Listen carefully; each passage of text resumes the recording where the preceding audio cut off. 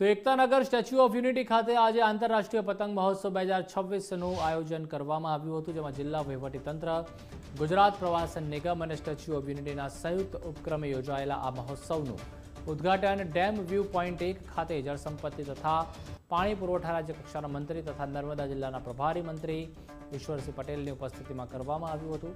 આ અવસરે જિલ્લા પંચાયત પ્રમુખ ભીમસિંહ વસાવા તથા નાંદોદના ધારાસભ્ય ડોક્ટર દર્શનાબેન દેશમુખની વિશેષ ઉપસ્થિતિ રહી હતી। મહોત્સવમાં દેશ વિદેશમાંથી આવેલા પતંગબાજોએ અવનવી ડિઝાઇન અને વિશાળ આકારની રંગબેરંગી પતંગો ઉડાવીને દર્શકોને મંત્રમુગ્ધ કર્યા હતા। કુલ 21 દેશોના 45 વિદેશી પતંગબાજો અને ગુજરાત સહિત ભારતના વિવિધ રાજ્યોમાંથી આવેલા 34 પતંગબાજો મળીને 79 પતંગબાજોએ આ મહોત્સવમાં ભાગ લીધો હતો।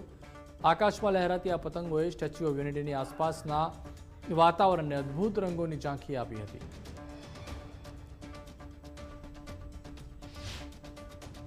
નર્મદા જિલ્લાના એકતાનગર ખાતે જ્યાં વિશ્વની સૌથી ઊંચામાં ઊંચી પ્રતિમા એવા સરદાર વલ્લભભાઈ પટેલની પ્રતિમા આવેલી છે।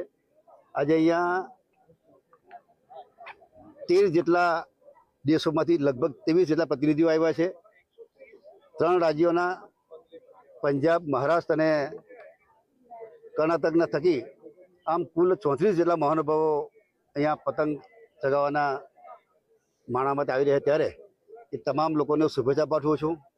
ગુજરાત સરકાર દ્વારા 1989થી અમદાવાદ ખાતે સાબરમતીના રિવરફ્રન્ટની અંદર આ આંતરરાષ્ટ્રીય પતંગ મહોત્સવનું આયોજન દર વર્ષે થઈ રહ્યું છે। અમદાવાદનું સાબરમતી હોય, સુરતનો તાપી કિનારો હોય, ધોરડોનો રણ વિસ્તાર હોય કે શહેરો હોય, તમામ ગામડા હોય, દરેક જગ્યાએ આ પતંગ મહોત્સવનો ઉત્સવ જ્યારે મનાવી રહ્યા છે, ત્યારે હું તમામ લોકોને खूब खूब शुभेच्छा पाठवूं, तमाम ने अभिनंदन आपू छूं। हम लोग यहाँ पे आए Statue of Unity, there is a kite festival day and सब फॉरेनर्स भी आए हैं और बहुत एक्साइटिंग है, अमेजिंग है, ऑसम है एंड हम लोग एंजॉय कर रहे हैं ये काइट फेस्टिवल। मैं first time I have come, मैं पहली मर्तबा आई हूँ and it is really wonderful and lots of excitement. या અમને ખૂબ આનંદ થાય છે આંતરરાષ્ટ્રીય પતંગ મહોત્સવમાં આવીને। પહેલા પતંગ મહોત્સવ નહોતો થતો, ત્યાં જોવા માટે અમદાવાદ જવું પડતું હતું। હવે સ્ટેચ્યુ બન્યા પછી અમારા ઘર આંગણે જ પતંગ મહોત્સવ થાય છે, જેનો અમે લાભ લઈ શકીએ છીએ અને ખૂબ આનંદ આવે છે। આપણા ભારતીય સંસ્કૃતિ ફરી ઉજાગર થઈ રહી છે।